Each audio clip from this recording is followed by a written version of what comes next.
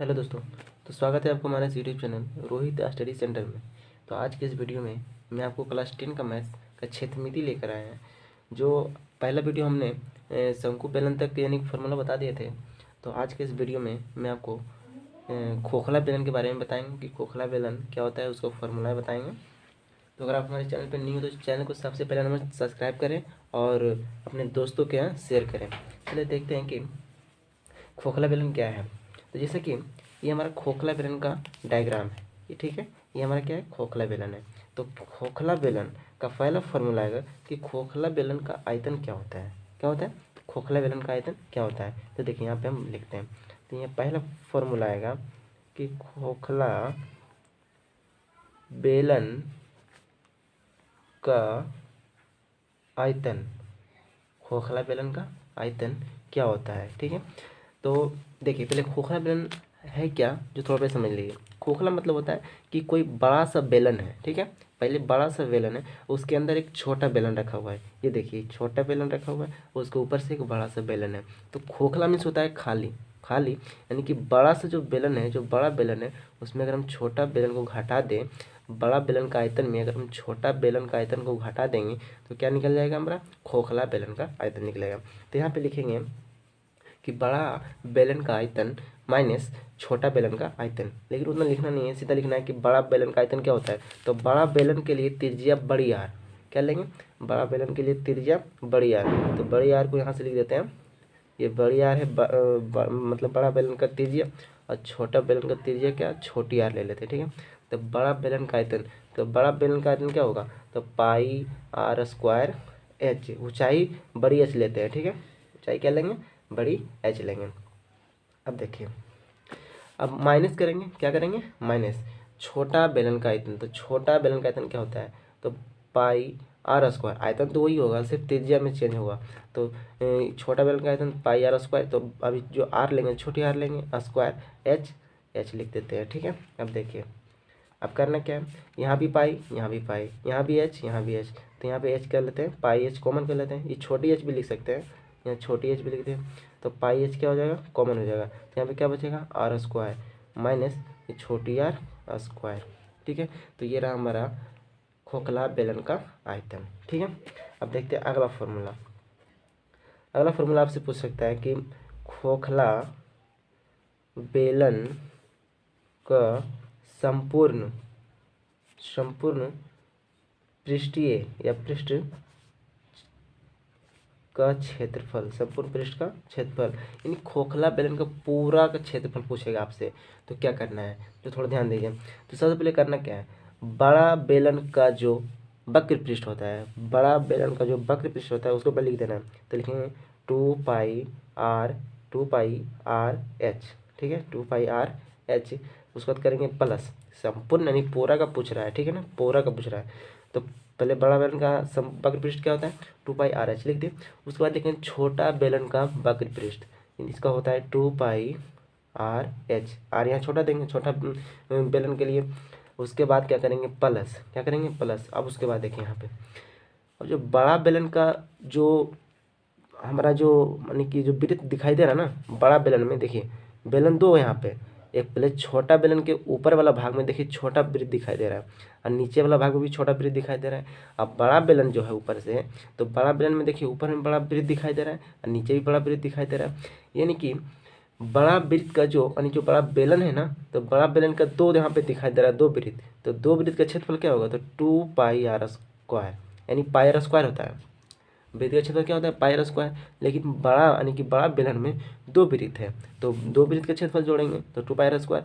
अब इसमें क्या करेंगे, जो छोटा बेलन है उसका नहीं दो वृत्त दिखाई दे रहा है, एक नीचे ये देखिए ये वृत्त, एक यहाँ पे दिखाई दे रहा है। ये दोनों का जो वृत्त का क्षेत्रफल इसको घटा देंगे तो -2 पाई आर स्क्वायर, ठीक है। अब इसको थोड़ा सा देखिए अच्छे तरीक़ा से लिख देना है। देखेंगे 2 पाई आर एच प्लस 2 पाई आर एच प्लस। अब देखिए यहाँ पे कुछ कॉमन बन रहा है, क्या बन रहा है कॉमन, तो 2 कॉमन बन रहा है, पाई भी कॉमन बन रहा है, तो 2 भी लिख सकते हैं। 2 पाई कॉमन कर लेते हैं तो उसके बाद क्या बचेगा हमें, R square minus R square, ठीक है, R square minus R square, ठीक है। अब इसको यहाँ पे लिख सकते हैं A square minus B square के रूप में, R plus R minus into R minus R, ठीक है। तो ये रहा हमारा खोखला बेलन का दो फार्मूला पहला तो बेलन यानी कि खोखला बेलन का आयतन और दूसरा पूरे का क्षेत्रफल। ठीक है, अब देखते हैं अगले फॉर्मूला। ये देखिए अगला पॉइंट हमारा है गोला। क्या हमारा गोला। अब गोला के बारे में जानेंगे कि गोला का आयतन क्या होता है, गोला का संपूर्ण पृष्ठीय क्षेत्रफल क्या होता है। तो देखिए ये रहा गोला का डायग्राम। ठीक है, गोला यानी गोल बना देंगे सर्किल की तरह। तो ये गोला रहा, यहाँ इसका मिड पॉइंट है यानी कि जिसको केंद्र बोलते हैं, यहाँ से लेकर यहाँ इसको क्या है, इसको त्रिज्या होगा। क्या होगा, ये त्रिज्या है, रेडियस जिसको बोलते हैं। तो आपको गोला का पहला फॉर्मूला आपसे पूछ सकता है कि गोला का आयतन क्या होता है। तो गोला का आयतन, गोला का आयतन, तो गोला का आयतन क्या होता है, 4/3 pi r cube, pi r cube, r यहाँ पे छोटी आर है तो छोटी आर क्यू। गोला का आयतन क्या होता है, 4/3 पाई आर क्यू। इसका अगला फॉर्मूला, इसका अगला फॉर्मूला आपसे पूछेगा कि गोला का संपूर्ण, गोला का संपूर्ण, संपूर्ण यानी पूरा, संपूर्ण पृष्ठीय क्षेत्रफल यानी कि गोला का पूरा क्षेत्रफल बताइए, इसका पूरा क्षेत्रफल बताइए, संपूर्ण पृष्ठीय क्षेत्रफल। अब देखिए तो गोला का पूरा का क्षेत्रफल संपूर्ण का होता है 4πr², 4πr²। तो ये रहा गोला का दो फॉर्मूला। ठीक है, अब देखिए अगला फॉर्मूला है, आपसे पूछेगा कि अर्धगोला के बारे में पूछेगा। तो चलिए देखते हैं अगले। ये रहा हमारा अगला पॉइंट है अर्धगोला। अर्ध मीन्स गोला का आधा भाग।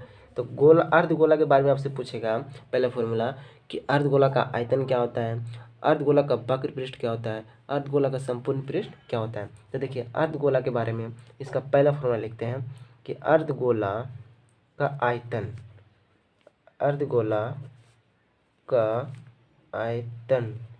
तो अर्धगोला का आयतन क्या होता है, तो पहले बताइए गोला का आयतन क्या लिखाए थे।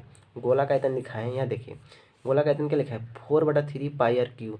तो गोला इस पूरा पूरा भाग हो गया इसका, गोला मीन्स पूरा पूरा का भाग। तो गोला है और यहाँ पे क्या है, अर्धगोला।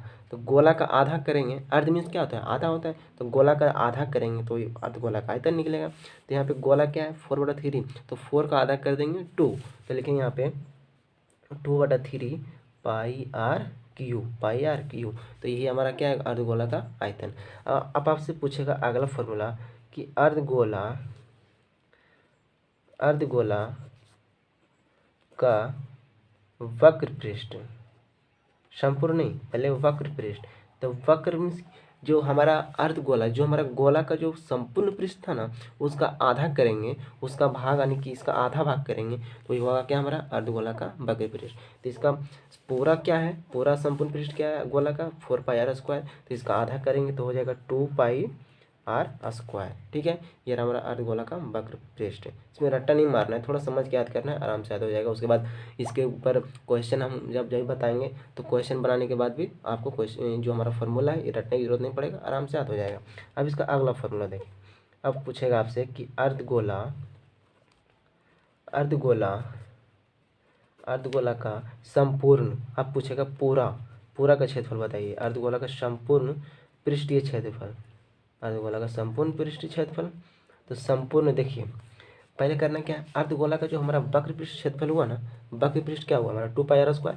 यानी कि कहने का मतलब है ये जो ऊपर वाला भाग जो दिखाई दे रहा है ना, ऊपर वाला भाग क्या हमारा है, ये वृत्त वाला भाग है। ये वृत्त वाला भाग को छोड़कर यानी पूरा नीचे वाला भाग का क्षेत्रफल दिया हुआ क्या है 2πr²। यहाँ लिख दिया 2πr²। पूछ रहा है पूरा का क्षेत्रफल बताइए, किसका, अर्धगोला का संपूर्ण पृष्ठ क्षेत्रफल। तो ये जो हमारा भाग है ना, यहाँ से लेकर यहाँ तक का भाग का क्षेत्रफल क्या है, वक्र पृष्ठ बोलते हैं उसको।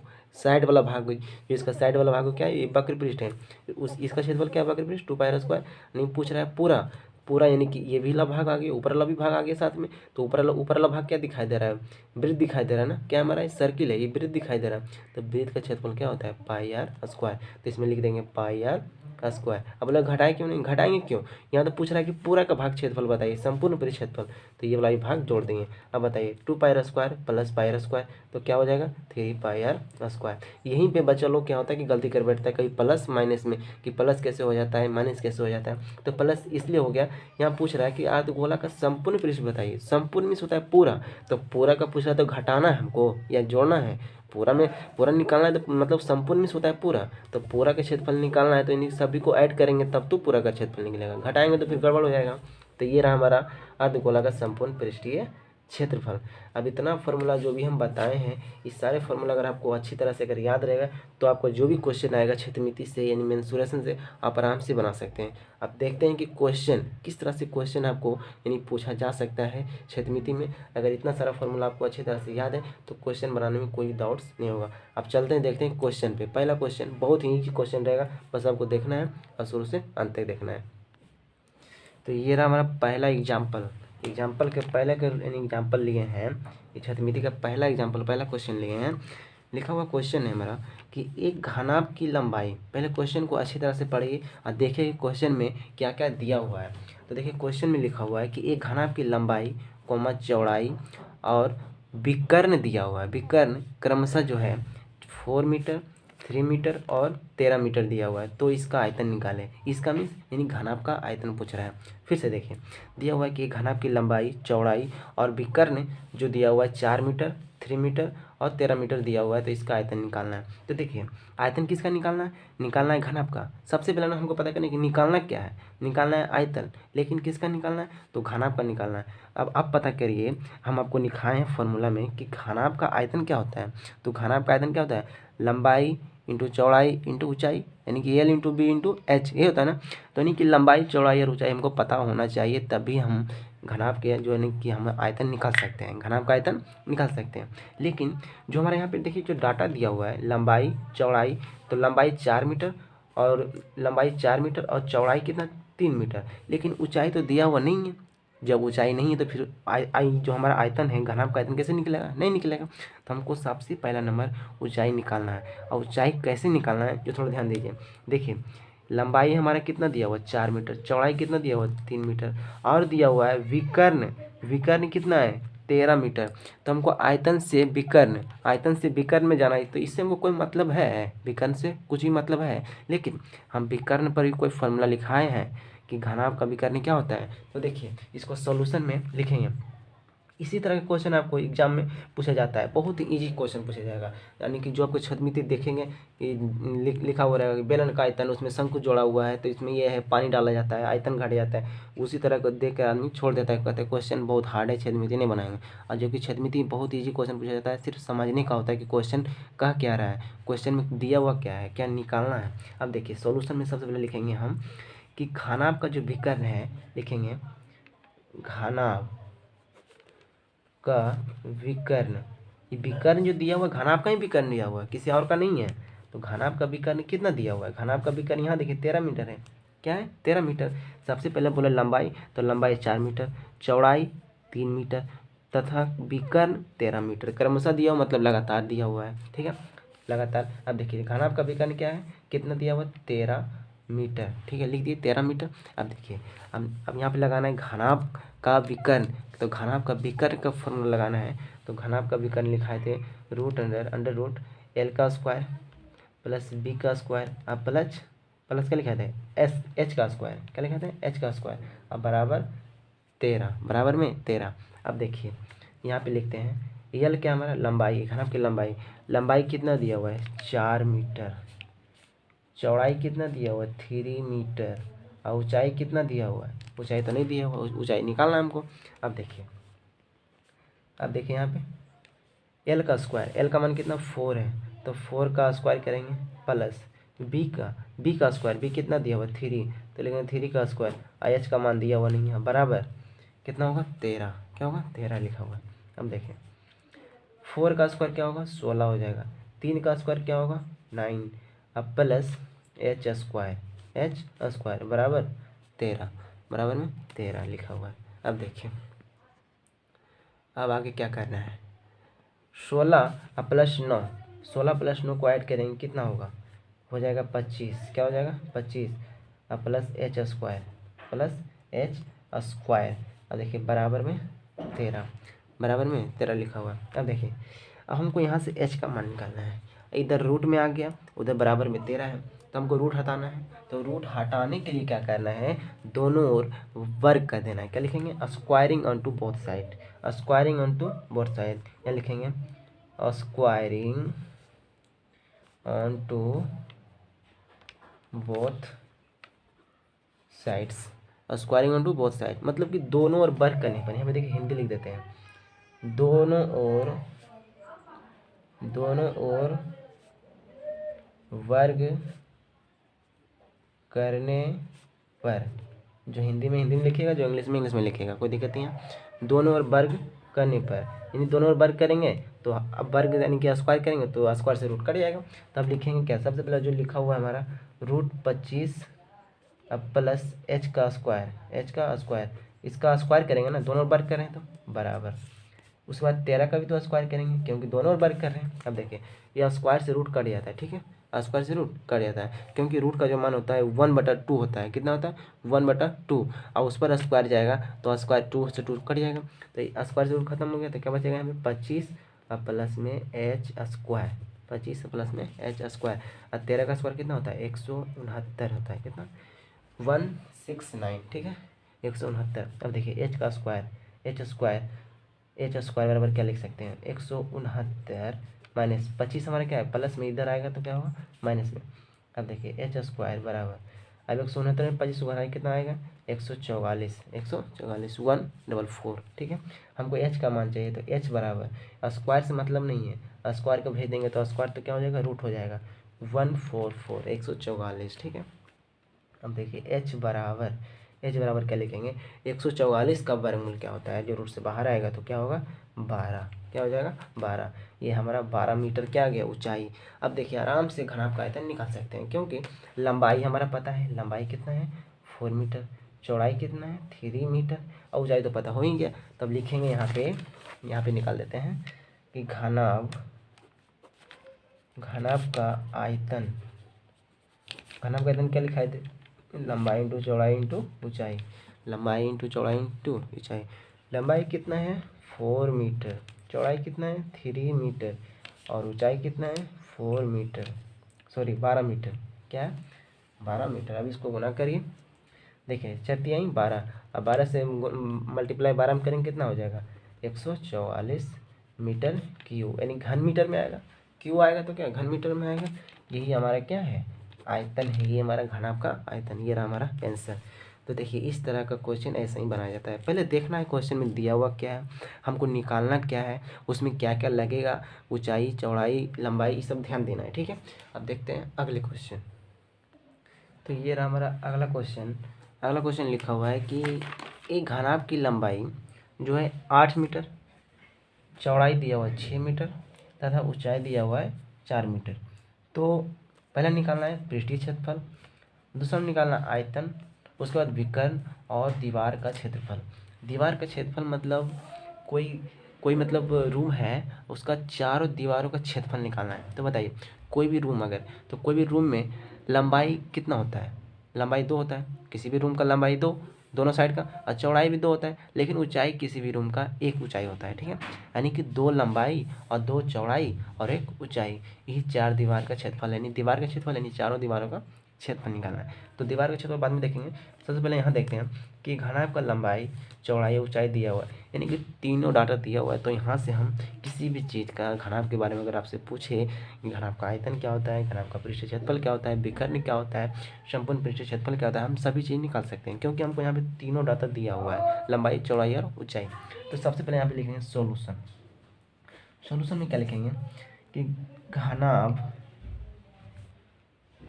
की लंबाई क्या है, घनाभ की लंबाई क्या दिया हुआ है 8 मीटर, चौड़ाई क्या दिया हुआ है 6 मीटर, सबसे पहले लिख लेते हैं, उसके बाद ऊंचाई दिया हुआ है 4 मीटर। अब पहला नंबर में आप निकालिए, पहला नंबर क्या पूछ रहा है पृष्ठीय क्षेत्रफल पूछ रहा है ना, तो यहाँ पे लिखनी है कि घनाभ का पृष्ठीय क्षेत्रफल, घनाभ का पृष्ठीय क्षेत्रफल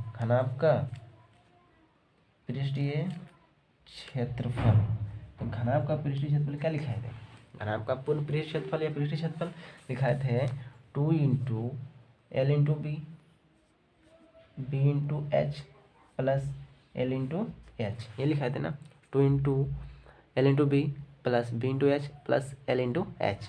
अब यहाँ पे रख दीजिए, उसके बाद देखिए आराम से सॉल्व हुआ। एल का मान बताइए, एल का मान दिया हुआ 8 मीटर, उसके बाद बी कितना हुआ 6 मीटर, बी कितना दिया हुआ 6 मीटर, एच कितना दिया हुआ 4 मीटर, एल कितना है 8 मीटर, ऊंचाई है 4 मीटर। अब इसको आप सॉल्व करिए, 2 इंटू 8×48 हो जाएगा, 6×4 = 24 हो जाएगा, 8×4 = 32 हो जाएगा।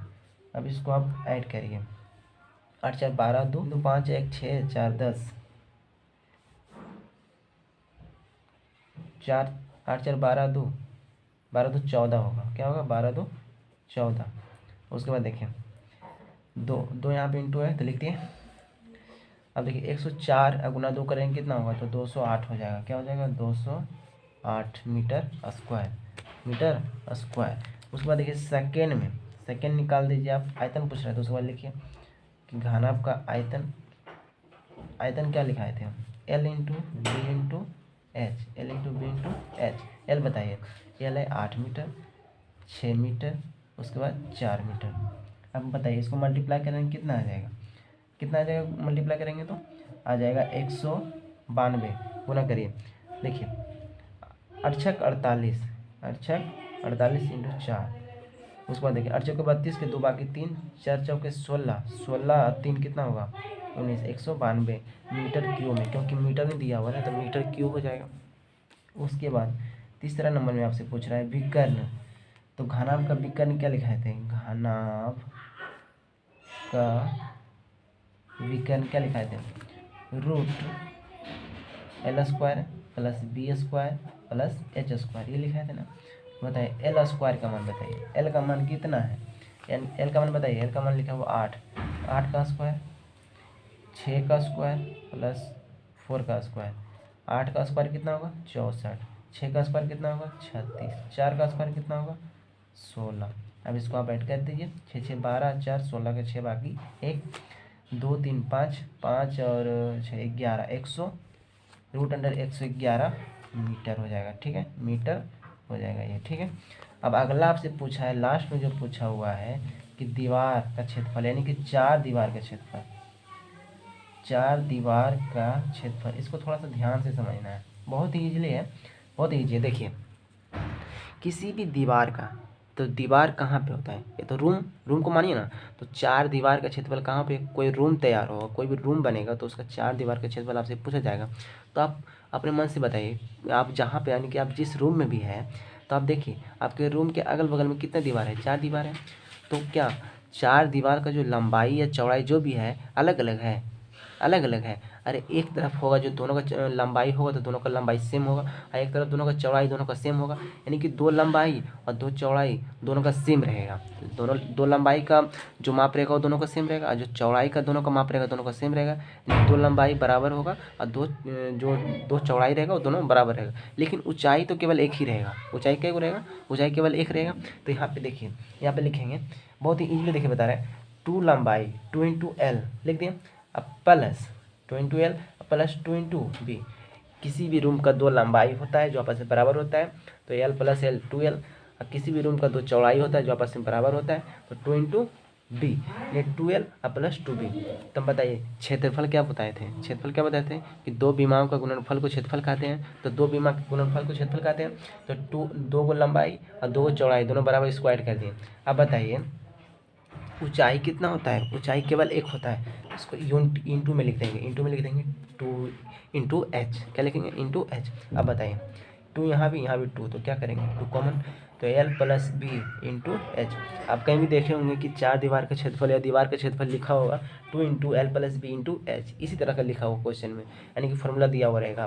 आपको रट्टा मारने की जरूरत नहीं, देख लिया ना कहाँ से आगे फार्मूला आप खुद से निकाल सकते हैं कि फार्मूला कैसे निकलेगा, समझना है बस, सिर्फ उसको रट्टा नहीं मारना है, समझ के पड़ेगा तो बहुत ज़्यादा दिन तक याद रहेगा।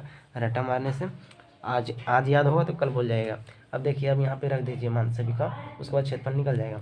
एल का मान कितना है 8 मीटर है, बी का मान कितना है 6 मीटर, उसके बाद एच का मान कितना है 4 मीटर। अब देखिए 8 सौ कितना 14 इंटू 4, तो 14 8 14 ठीक कितना होता है, बड़ी होतल से 2 गुना 14 गुना 4 को गुना करेंगे तो कितना हो जाएगा 112 मीटर स्क्वायर। तो ये हमारा क्या है 4 दीवार का क्षेत्रफल। तो आज के इस वीडियो में बस इतना ही। अब अगले वीडियो में फिर से लेकर आएंगे आप।